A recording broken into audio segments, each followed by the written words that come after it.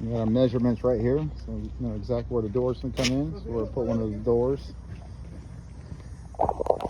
Now, a lot of times these buildings do not come with their own door system.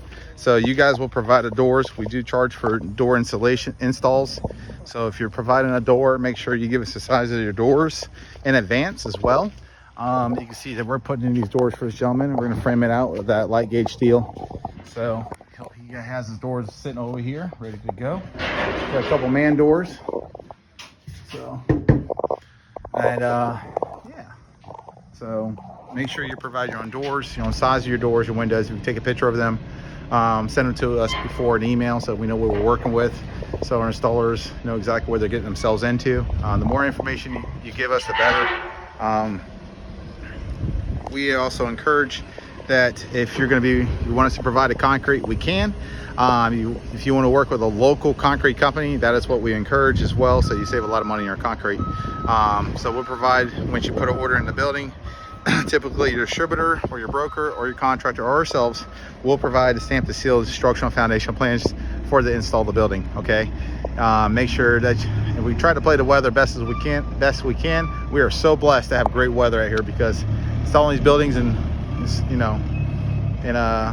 rain or snow or sleet or whatever, we'll install in any weather. So that's the great thing about steel, is it doesn't really slow us up. We can do it in Florida. We can install cross country. Okay, so people think these are really easy to put up. As you can see, if you've never put one up before, not that easy. And if you have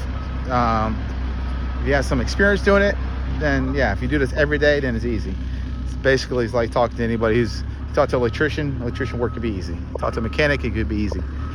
But these buildings, if you don't do them every day, and if you don't know what you're doing, you can cost yourself more money, more headache, more time than really what you want to go with. So you want to make sure you get a good crew out there that know what they're doing. So I've been through my fair share of bad crews, unfortunately.